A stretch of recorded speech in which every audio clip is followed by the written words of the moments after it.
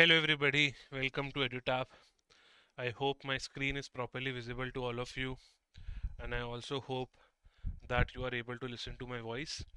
If that is the case, then please let me know in the chat box so that we can start with our today's session, wherein we are covering your PFRDA and IFSC Grade A 2025 Mega Concept Revision Series, and today we will start with management. So we have finished one particular component, which is economics, and in our today's class we will start with management. So please let me know in the chat box whether everything is going fine or not. If everything is going fine, then let's please start with our session related to management. So there are 15 good MCQs wherein we will try to revise the important concepts. Moreover, I will try to tell you that how you can solve certain different type of questions. Okay, so correct start. Please let me know in the chat box. Somebody just give me a thumbs up if everything is going good. Please confirm in the chat box. Right, I can see some students are now confirming. So let's start with management part first. But before I move ahead, there is two good surprises which EduTap is offering to you. The first big surprise is related to PFRD Grade A. Now once you download this particular ebook which EduTap is giving you for free, you will be able to access the detailed syllabus for the upcoming PFRD Grade A 2025. Now the problem is, like in management specifically, they have given you the topics like HRM, motivation, leadership, but they have not clearly defined the subtopics. Okay, so this particular ebook will help you to decode the syllabus in the best manner as possible. You will be able to find all the subtopics related to different sections, starting from commerce and accounts, costing, economics, companies act, and all those special components including pension. So you should download this particular ebook. The link to download this particular ebook is given in the description box below. The second free ebook which EduTap is offering you is related to IFSC Grade A 2025. Now see, IFSC Grade A notification is about to come. So you should analyze all the previous year question of the past conducted exam. Now we are providing you free previous year question for 2 years, 2023 and 2024. Okay, so you can go and check the link in the description box below again, because analysis of previous year question is must. Okay, and both these ebooks are being provided to you for 0 rupees. Okay, so please download them from the link which is given in the description box below. Now let's start with the first question, and today we will try to revise motivation. Okay, question number 1 says, which of the following best describes a motivator? So you have to tell me the correct definition of motivator.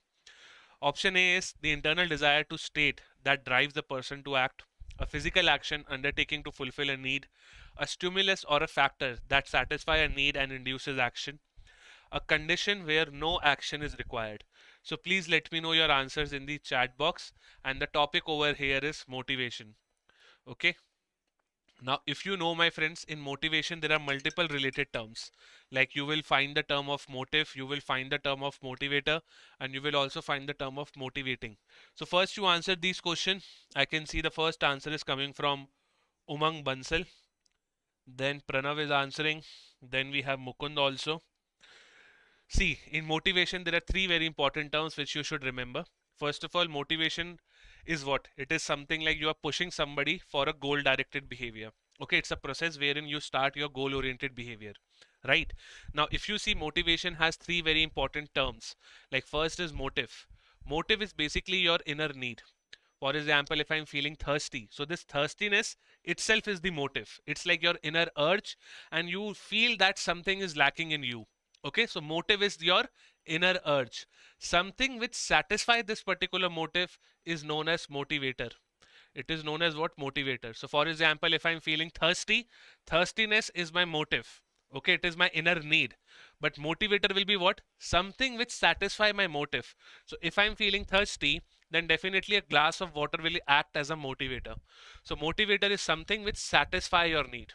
It is something which satisfy your need, as simple as that. Let's take another example.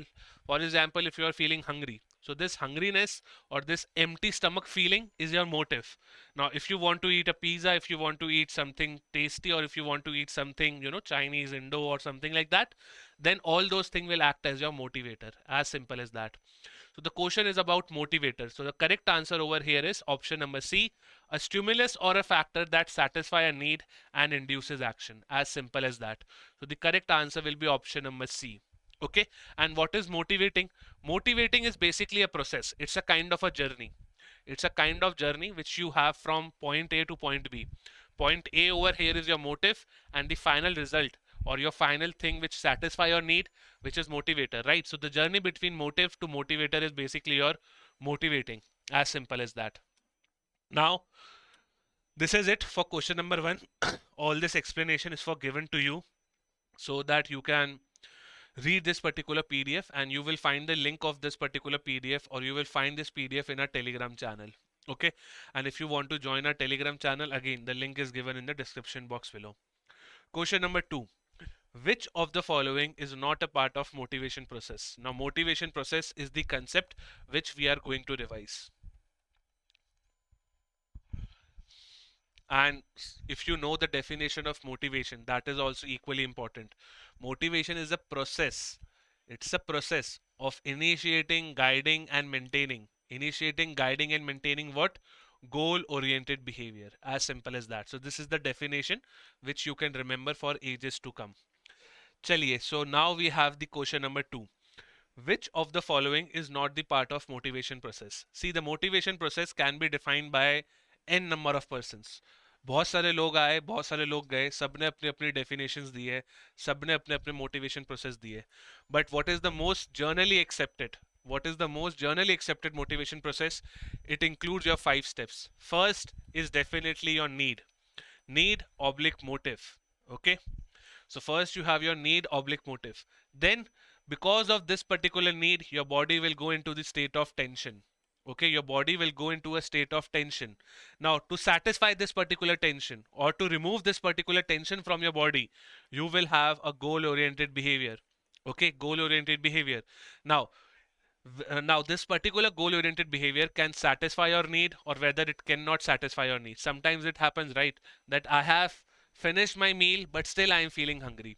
So either your need will be satisfied or either your need will not be satisfied. And the last one is feedback. Feedback is basically you are giving a kind of an analysis to yourself that how the entire process of motivation was. So if you see, the correct answer over here will be delegation, because delegation is not the part of motivation process. Now what is delegation? Delegation basically means what? Delegation basically means shifting of work. Shifting of work. If I have to take this particular class, but by, let's say, for any other reason I was not able to take, so I will delegate this particular class to somebody else. So it's like shifting of work. It's like आपका काम आपने किसी और को दे दिया. As simple as that. Okay. So delegation is shifting of work. Now in delegation also there are multiple components: authority, responsibility, and accountability. That we will discuss in our management part 3. But today the entire chapter is dedicated to motivation only. So let me see in the chat box. Yes, I can see many of you are giving the right answer. So the correct answer will be option number D. And this is the process which I have given you. If you want to revise, again with the help of PDF, you can do so. Question number 3. Which of the followings are the example of content theories of motivation? All these questions have been taken from your PFRDA Grade A and IFSCA Grade A papers only. So we have analyzed the previous year questions, and yes, more or less in phase 1 you can find some easy questions. In phase 2, yes, again we will meet when the time of phase 2 will come, and then we will practice tough questions also. Chaliye. Following are the example of content theories of motivation. Now we know content theories are basically your traditional theories of motivation, right? Because they are too old. Okay. Now there are 2 sets of motivation theories. First is content and the second one is process. The second one is process, right? In content, you have to remember Maslow theory of motivation. You have to remember Alderfer theory of motivation. You have to remember David McClelland theory of motivation. You have to remember Douglas McGregor theory of motivation, wherein we study about X and Y kind of managers. You also have to remember Herzberg theory of motivation. And at last, you also have to remember William Auchi theory Z. right? So these are the theory which you have to remember. Adding to this, there is one more theory which is instinctive theory of motivation. So these are the 7 theories of motivation which falls in the content heading, and all these theories are very, very, very important for your exam. In process based theories, yes, your major objective can be to learn the major one. Like the first which comes in my mind is Victor Vroom expectancy theory. The second one which comes in my mind is Adam equity theory. The third one which comes in my mind is Edwin Locke goal setting theory. Okay. Then you have some theories which is self determination theory, cognitive evaluation theory. So process theories, yes, they are important, but first try to give priority to the content. Okay, because they are world famous. Process may, if you even do the Adam and Victor room, that is more than enough. But if you have time, you can read some extra stuff as well. Okay, now coming back to the question, which of the following is an example of content theories? Except Maslow is a content, Alderfer is a content, Adam equity theory is not the content. So over here, the correct answer will be option number C. Now, those who don't know what content and process theories are, content theory basically focuses on some specific needs like need 1, need 2, need 3, need 4. Like Maslow has given how many needs? 5. Alderfer has just condensed, or I should say Alderfer has just condensed, not condensed. Alderfer has just condensed 5 needs of Maslow into 3 needs, right? Adam equity theory has not given you any type of need. Rather, he has explained the process of inputs and outputs, right? Two factor theory works on 2 factors only, right? And McGregor theory of motivation works on theory X and theory Y, right? So these are the different I would say answers. Coming to the third question, which is question number 4. Chaliye, try to answer question number 4. Abraham Maslow proposed the human motivation is driven by a hierarchy of needs.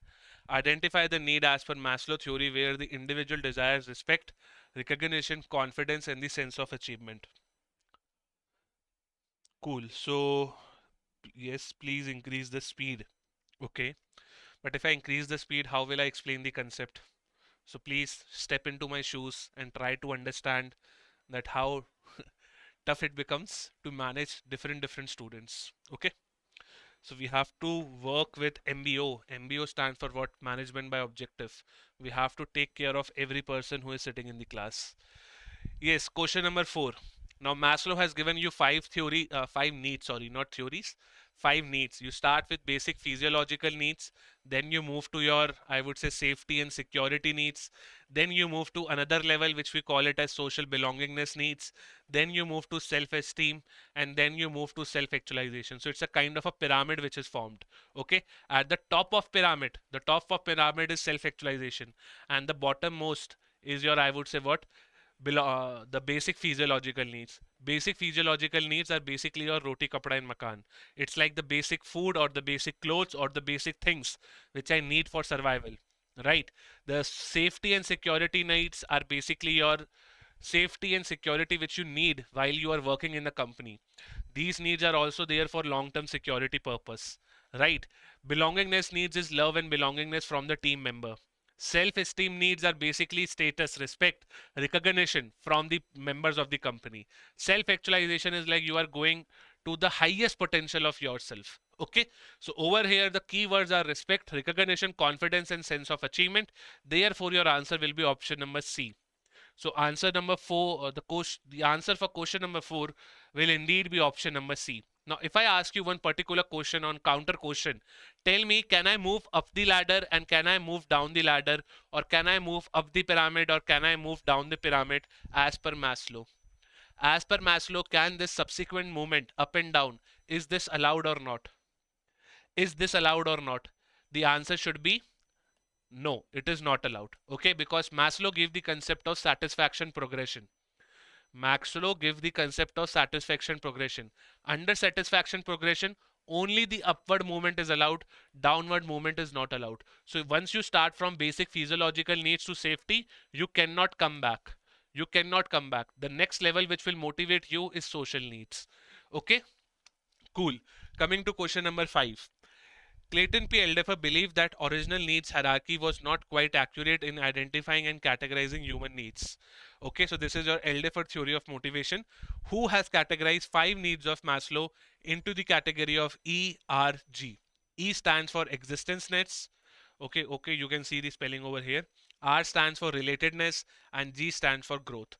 Now the question is, today's Alderfer ERG theory prioritize needs in terms of their concreteness. So which of the type of the need is the most concrete? Which type of need is most concrete? Concrete basically means what? It is present in the majority of the people. It is present in the majority of the people. So I have that particular need. You might also have that particular need. Somebody else might also have that particular need. So tell me which particular need is the most concrete.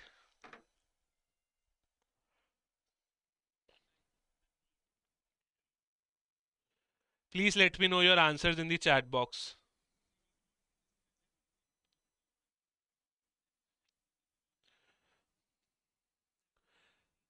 I was expecting much greater response, but only 11 people are sitting. So everybody is going with 5B. Okay, Umang is going with D. Gupta ji is going with A.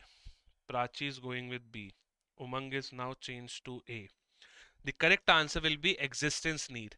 Existence needs is the correct answer for question number 5, because as per Alderfer, existence needs are present in the majority of the people.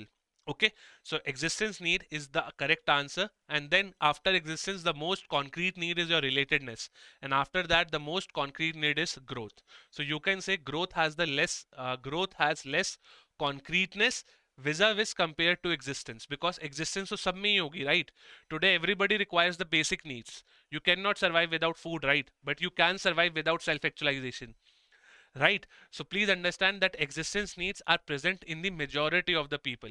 Today even Ambani ji has existence need, and today even a person who is just running a pani puri wala stall has the existence need. Okay, but if you see the vice versa, Ambani ji will again have growth needs, but a pani puri wala person, I don't know whether he has it or not, but I can guarantee you that both these people, whether it's rich or poor or middle class, everybody will have existence needs. Therefore, your correct answer will be option number B over here. Okay, and yes, as per Alderfer, this upward movement and downward movement is allowed, but as per Maslow, it is not allowed. As per Maslow, you will only go up, but as per Alderfer, who has condensed the needs, upward and downward movement is allowed, right? Please remember this. And this downward movement is allowed as per the concept of frustrated regression. Now, if you need more explanation, then please write in the comment box. I will explain you. But just to move ahead, now is your question number 6. Herein, you have to study all the 3 statements and then tell me your right answer. Now we are discussing McClelland theory of needs. David McClelland has given you 3 needs. These 3 needs are basically known as your acquired needs. These are also known as your manifest needs. And in some books, it is also written as that these 3 needs are also known as learned needs. Now, what are the 3 needs which I am talking about? The first is need of achievement. The second one is need of appreciation. And the third one is need of influence. It is also known as need of power. Now try to answer all these questions. Statement 1. Individuals high in the need of appreciation are typically uncomfortable in the roles which require high level of personal responsibility, and they prefer roles which are in the collaboration. Okay, so I think this statement is correct, because it is given correct, because need of appreciation people want to work in collaboration. For them, teamwork is important, not the task. Statement number 2. The need of power is exclusively associated with personal dominance, yes, and it is detrimental to the organizational effectiveness. This is incorrect, because need of power, yes, it is sometimes associated to personal dominance, but at the same time, it is not detrimental. Detrimental means what? That it will only affect you in the negative manner. But at some positions, you need some power, so you can affect the organization in positive manner, right? Statement number 3. A person driven by the need of achievement tends to prefer tasks on moderate difficulty with measurable outcomes rather than high risk or routine tasks. So I think this statement is also correct. So if you see the question, they are asking you the correct one. So 1 and 3 are correct. Therefore, your answer will be option number C again. Option number C will be the correct answer. Why statement number 2 is incorrect? Because sometimes you need power in your hands. For example, if nobody is listening to me, everybody is saying that Jalal sir, you don't know anything. Then in that case, I need to have power in my hands so that I can teach a lesson to all those fellow beings who are not respecting me. Okay, so sometimes it is having a negative effect, I agree, but sometimes it can have positive also, right? Therefore, statement number 2 is incorrect. Rest two are basically the like the journal statements, and these are correct. 1 and 3 are correct over here, right? So I'm writing 1 and 3 as a correct one. Therefore, your answer will be option number C. Moving forward to the Hansberg, or rather I would say Frederick Hansberg theory of motivation. 7. Now I'm looking the answers for question number 7. Question number 7.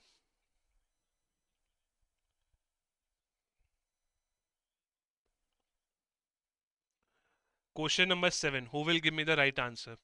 According to Hansberg, there are two factors we all know. The two factors are your motivators and your hygiene factors. Okay. Motivators are also known as satisfiers. Hygiene factors are also known as maintenance factors, right? Now try to answer it. Please try to answer it.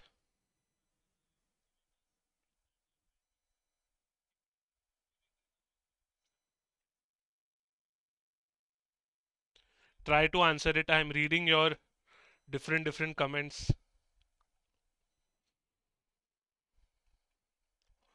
D. 7C. Prachi is also going with C. Umang is also going with C. Anybody else who would like to go with D or E? See, motivation, the question is asking you which of the following is not considered as motivator or satisfier. Now, motivator and satisfier are intrinsic. They are intrinsic factors to a particular job. Okay, they comes from within. At the same time, they will motivate you for a longer period of time. But when it comes to hygiene factors just are a kind of a short-term motivation push. So they just make sure that you are not motivated for long-term, rather for short-term. Moreover, they decide that whether you are dissatisfied or not dissatisfied. They never deal with your internal satisfaction. Okay, therefore they are extrinsic to work. Now, if you see out of all the 5 things which are mentioned, achievement comes from within. Supervision is that particular component which comes from the outside. Like you have a supervisor in the company, right? And that particular supervisor is supervising you. So if you check from your position, it is extrinsic. It is not intrinsic. Recognition, advancement, and the work which you are doing are definitely, I would say, what they are intrinsic to you. So the correct answer over here is option number C, because it is clearly written which of the following is not considered as motivator. So supervision is the correct answer because supervision is not the part of motivators. Now, if you see, motivators include what? Achievement, recognition, the work which you are doing, responsibility, advancement, and growth and promotions. Right? So they will basically deal with the core agenda of your work. If you love your work, then your satisfaction or your motivators will be high. And do remember, motivators or your satisfier decide that whether you are satisfied or whether you are not satisfied. Okay, but your hygiene factors decide that whether you are not dissatisfied or whether you are dissatisfied. Now this is a complex theory, I know, but do remember that this is your intrinsic motivation and this is your extrinsic motivation. Intrinsic motivation is decided by your motivators, extrinsic is decided by your hygiene factors. Moving forward to question number 8 now. Moving forward to question number 8. Which of the following statements best describes the difference between X and Y as proposed by Douglas McGregor? Question number 8. Theory X and theory Y are basically a kind of a mental attitude, or these are basically a kind of perception, you can say. Theory X always assumes negative stuff related to their employee. Theory Y always takes the positive side. Okay, so now try to answer all the statements which are given to you in question number 8. Theory X assumes employees are ambitious. No, he never assumes. Rather, theory X person always assumes that their employees are just doing time pass in the organization. Right? So A cannot be the correct answer. Theory X assumes employees seek responsibility. Again, it's a positive statement. For theory X, always look for negative. So this is also incorrect. Theory X assumes employees are inherently lazy and must be controlled, whereas theory Y assumes that people find work natural and can be self-directed. Yes, my friend, this will be your correct answer. So the correct answer for question number 8 is option number C, because in your theory X, you have to look for a negative assumption of a manager towards their employees. And this statement tells you this. Okay, in theory X, if I am a theory X manager, then I will always believe that my employees are lazy. They are just coming to the company for salary. These employees need tough supervision. These employees needs all the tough carrot and stick approach kind of thing. I hope you know what is carrot and stick approach. Carrot and stick approach basically means what? That you will be playing with the rewards and the punishment. Rewards and the punishment. Stick refers to punishment, carrot refers to reward. So you will tell your employees that run towards the reward, but if they are not able to run, then you will use the component of stick, which is punishment. So you use the rewards and punishment to make sure that employees are working in your company. Cool. Let's move to the next question. Question number 9. Question number 9. In the context of Douglas McGregor theory X, which of the following best reflects the underlying behavioral strategy typically employed by the managers who assumes employee inherently lacks motivation, avoid responsibility and requires constant supervision? So basically you have to identify the management style of theory X. Transformation leadership, no. Theory X follows one particular kind of leadership which I hope you know, transactional. Transactional is also known as managerial. Okay, it is also known as management kind of leadership. So first cannot be your right answer. Yes, for theory Y you can say it can be true, but for theory X it cannot be true. Free rein, management promoting autonomy and trust. No, because theory X always have a close supervision. So they cannot follow free rein management. Free rein management means what? That I give you the full freedom. Do whatever you want to do in my company. But is this the case with theory X? No, they will have to keep a close supervision on their employees. Live and let live? No, this is a kind of a philosophy which is not followed in theory X. Why? Because again, theory X people will interfere in your work. Theory X manager will interfere in your daily work and they will never follow the principle of let and let live. Okay? Directive control grounded in extrinsic motivators and punitive reinforcement or participative leadership. Over here you can follow simple elimination technique as well. Like if you are confused with D, come to E. Will theory X person follow participative leadership? Hell no. Theory Y person can do so, but theory X can never have participative leadership. So you are left with D only. And if you see, theory D is talking about carrot and stick approach only. Extrinsic motivators are what? Your carrot or your basically the rewards. For example, salary hike, I will give you a car, I will give you a kind of a extrinsic reward. And punitive reinforcement means what? Any kind of punishment. So this is how the examiner will make you confused by using different kinds of phrases, and this is basically known as the concept of euphemistic labeling. It is not there in your SEBI syllabus, but it is there in the RBI syllabus. Euphemistic labeling means what? That you try to use a vocabulary to confuse a person. You try to use a vocabulary which is much more sophisticated. Like in this particular case, directly option number D can be carrot and stick approach, but the examiner is asking you certain more different kinds of word. So focus on the concept, then you will not fall in the trap of euphemistic labeling. Moving ahead to the next question, which is your question number 10. Moving ahead to the question number 10.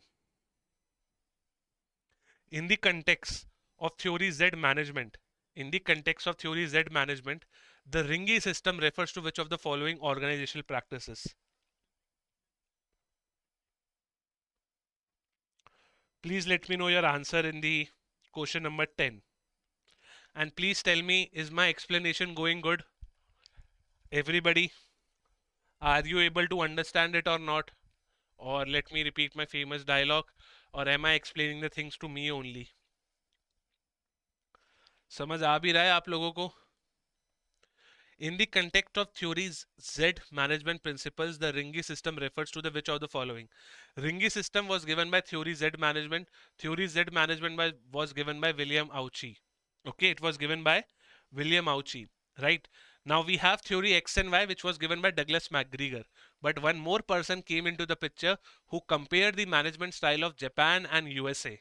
And this person was William Auchi, right? He gave you the concept of theory Z. Now in theory Z, the main pillar which you have to focus is on brotherhood. Brotherhood basically in Hindi means bhaichara. Okay, it basically means that management and employees should have positive feelings and no negative feelings. I should trust my employees as a manager, and my employees should trust me. Okay, so there should be a feeling of brotherhood, as simple as that. Now, one of the feature of theory Z is Ringi system. Ringi system basically means that I have to include every Tom, Dick and Harry. I have to include every Tom, Dick and Harry in my company decision making. I have to make sure that all the people in my company are able to take part in the decision making. As simple as that. If you do not follow Ringi system, then definitely your company will become autocratic. For example, in North Korea, all the decisions are taken by that particular Kim Jong Un only, right? But in the case of India, if any major decision has to be taken, it will be taken at the different, Lok Sabha, Rajya Sabha, and then the president bill is there. But if you are not happy with the bill, then you can go and apply in Supreme Court, right? So this is a kind of a Ringi system. Okay, now try to read it. A performance based incentive model? No, no, no, it's not a incentive model. Rather, it's a kind of a decision making process. A centralized top down decision making process controlled by senior management? No, because all the level of managements are there. A formalized consensus based decision making process involving bottom up communication? Yes, this will be your correct answer. Now I think that all the answers are coming as C only. I don't know whether it's a coincidence or what, but the correct answer over here will be option number C. Why? Formalized basically means what? That you will have certain rules. Formal things comes with a rule. Consensus based means what? That you will try to take consensus, or you will try to take the viewpoints of multiple persons. Moreover, it is bottom up. Bottom up basically means that you will start from the bottom level and then you will move up. So the correct answer will be option number C. And if you find the correct answer, then there is no need to read option D and E. So the correct answer will be C, and this is what theory Z by William Auchi book look was. Okay, moving forward to question number 11.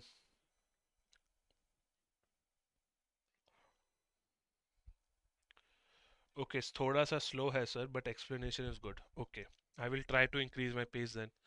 Which of the following is the best represents the core idea of extinctive theory?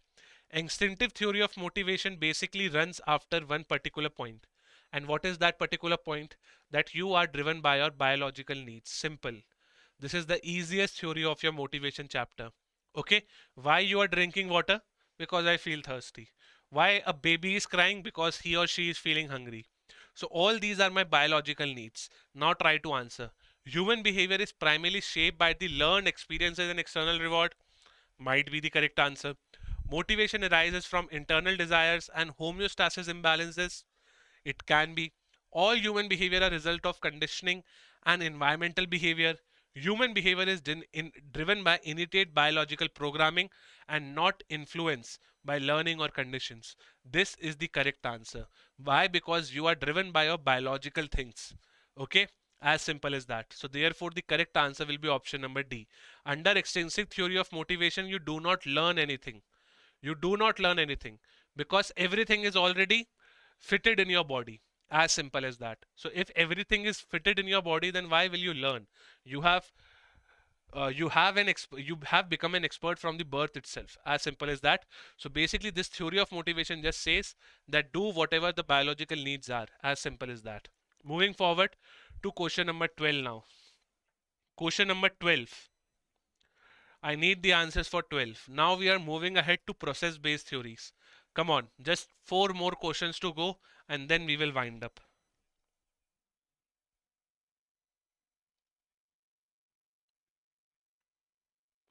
Hmm.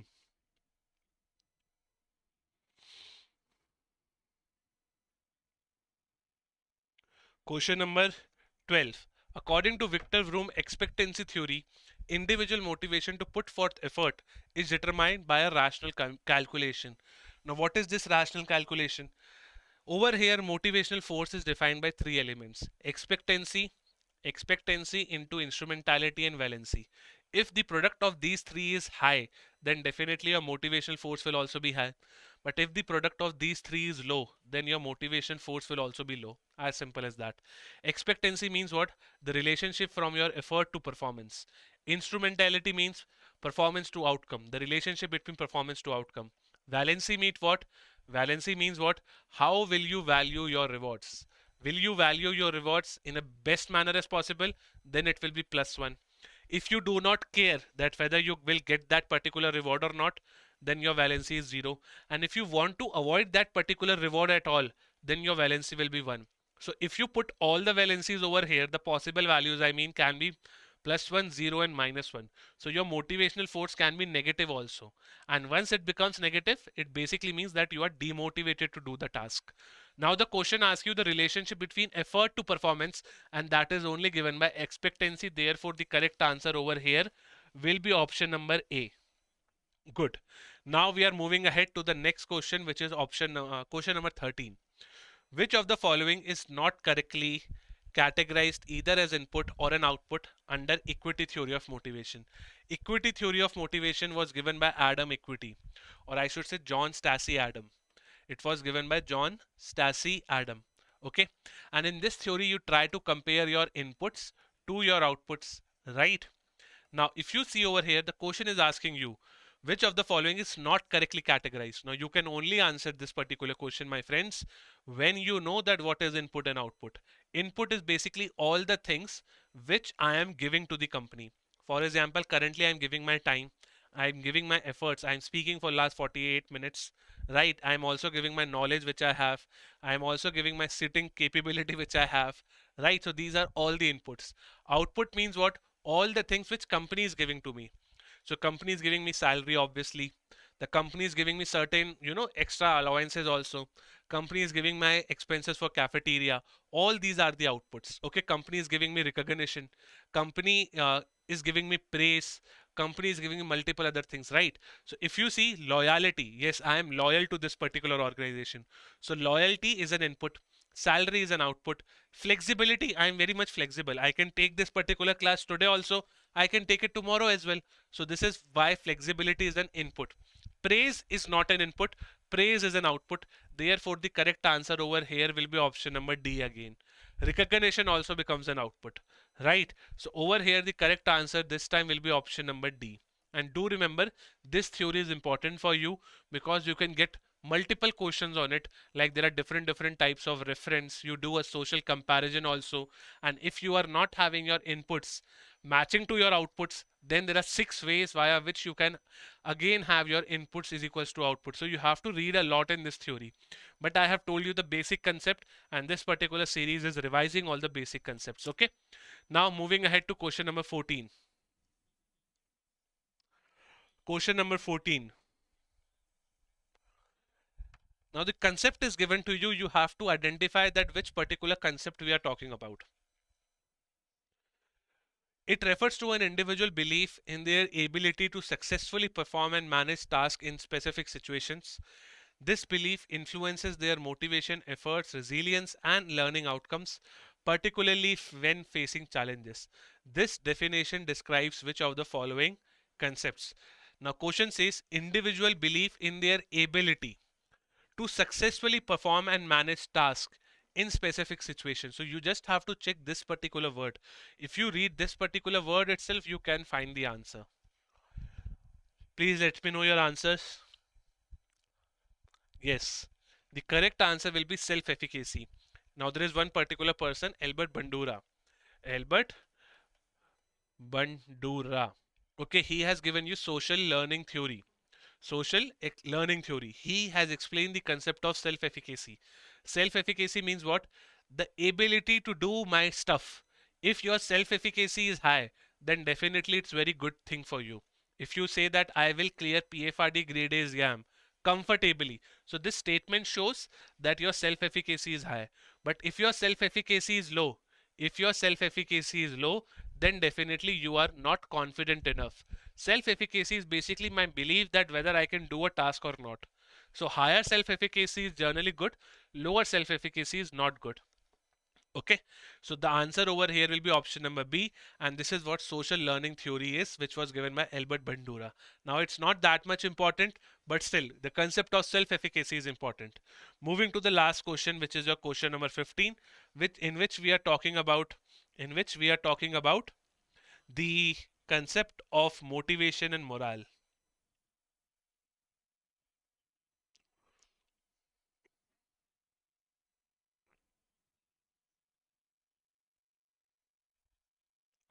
Answer question number 15 now. I am seeing the chat.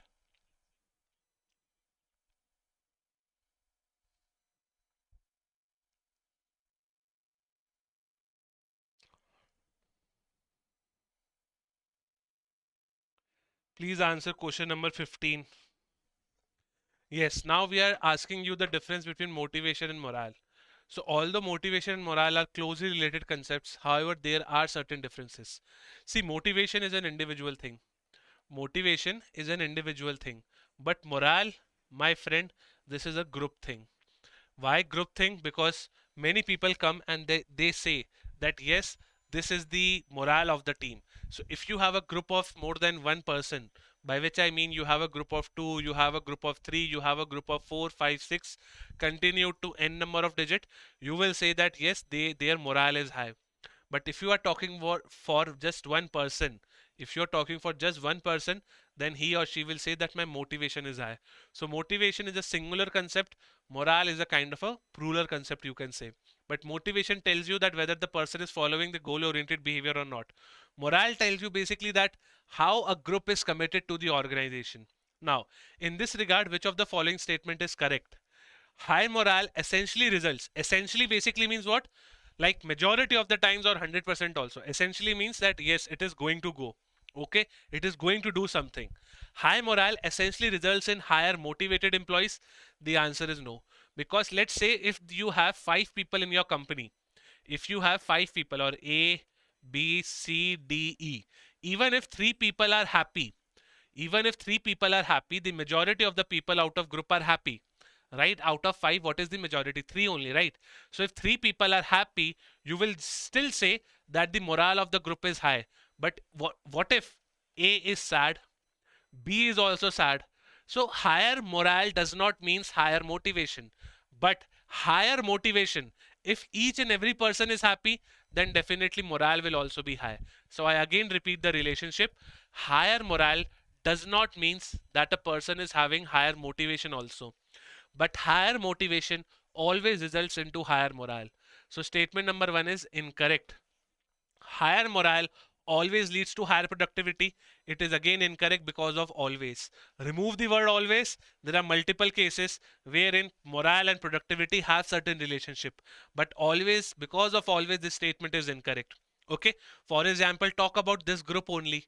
All the 5 people will be working, but A and B are unhappy, so their productivity will go down, right? But what if A and B are also happy, C, D, E, and everybody is happy? Then you can say that if 5 all people are happy in my group, then the productivity will increase. But if some of the people are unhappy, in that case productivity won't increase, right? So B is also incorrect. High morale is a primary concern? No. High morale is a secondary concern. Why it is a secondary concern? Because company these days give a primary focus on motivation. Because if motivation is high, then morale will also be high. See this particular relationship. If motivation is high, then morale will also be high, right? So therefore the primary concern is motivation, and morale is a secondary concern. It is a secondary phenomena, you can say. Therefore statements C, A and B are incorrect. Morale is concerned with the overall attitude of the group towards the organization and management. Yes, this is the definition of morale itself. So statement number D is correct. So here are the differences which you can read in your homework as well. Now let me see in the chat. Yes, Mukund, Prachi, Umang has given the wrong answer. Rest everybody is correct. Now, my friends, this concludes our total 15 questions of management part 1. Tomorrow we will again meet. Tomorrow we will try to do 15 more MCQs of communication and leadership. Okay, I hope you enjoyed the class. And yes, if you are looking for some courses to purchase and how EduTap can help you in this particular course, we have currently launched 2 specific courses for PFRDA and 2 specific courses for IFSCA also. So you can purchase any of the course which suits you the best. In gold course, we are providing you the material of phase 1, phase 2 and interview. In phase 2 silver course, we are only providing you the material of phase 2 plus the interview. Okay, so try to check. If you are comfortable with phase 1, then go with the silver course. But if you need a good course which covers phase 1, phase 2 and interview, then you can go towards the gold courses as well. Now I will just let you know that how you can buy our courses. You just have to go on our website. Just a minute. Yes, so you can just go on our website, which is edutap.co.in. Once you go on our website, you can see that there are multiple courses which are listed. Just click on courses. Like if you have to buy PFRDA Grade A course, then you just have to click on PFRDA, and this is how the course looks like. And currently we are offering you 72% off on PFRDA. So these are the two courses for PFRDA. Moreover, for IFSCA, you just have to click for IFSCA, and currently we are running 71% off on IFSCA as well. The codes are given on the website itself. So that's it for this particular class, my friends. I hope you found this particular overall class of management part 1 as interesting. Now I will meet you in the next class. Till then, if you have any doubts, please ask me right now. If you have any doubts, if there are any doubts, then please ask me right now. And yes, if you are new to our YouTube channel, then please think to subscribe to it. So no doubts, then let's wind up, and you will get the PDF of this particular class in the Telegram channel. So that's it, my friend. Have a good day ahead. Still, I'm waiting. If some students have some doubts, I will be more than happy to help them. Cool. So no doubts.